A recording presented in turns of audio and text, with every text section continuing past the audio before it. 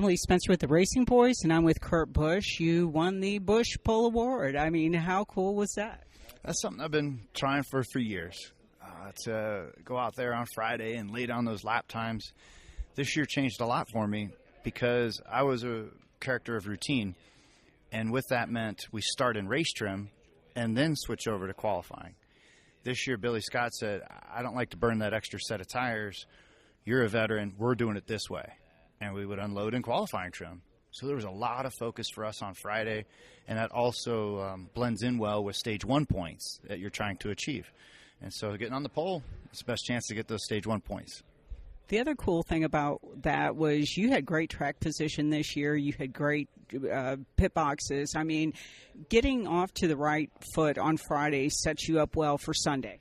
It does, all the way through, like you said, with pit box selection, track position, and then the attitude of the guys and the demeanor that they get to carry through the rest of the weekend. You know, Ryan Newman had a ton of poles early in his career, and you could just see that motivated those guys, you know, to be better for Saturday and Sunday.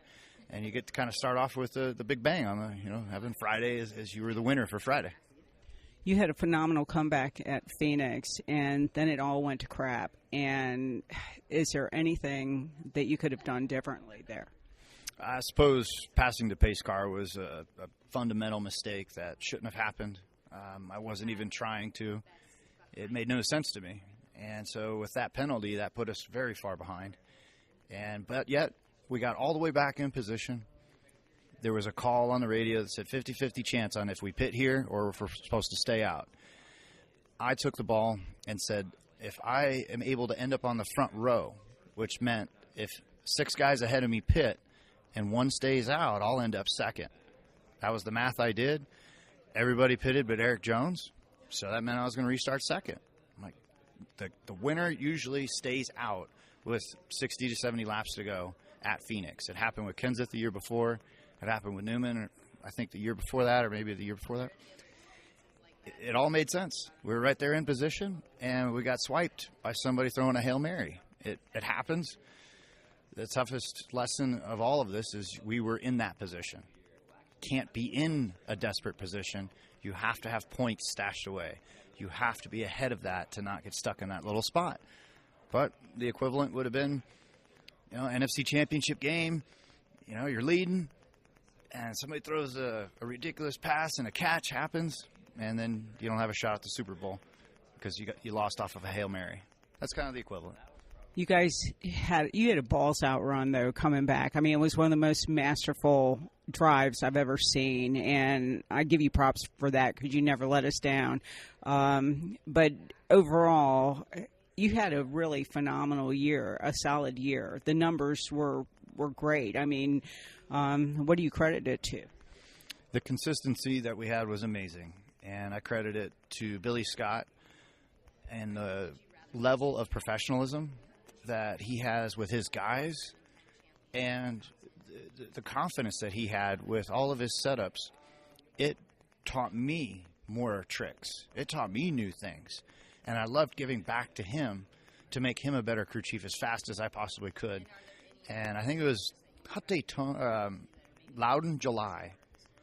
We sat on the pole that weekend, and that was like we're grabbing 4th gear. We got to now make a run towards this championship.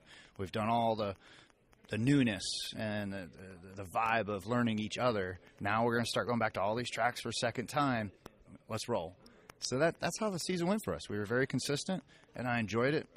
5 poles was great. A win at Bristol, the consistency, and the chance to run up front each week, that was special. You've run drags, you ran IndyCar, did a phenomenal job. What else do you want to add to your resume before you go on to the next chapter?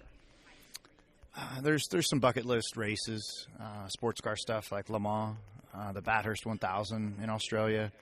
There's a few challenges of just some random cool places to go. But we'll see. We'll see how things progress in the future.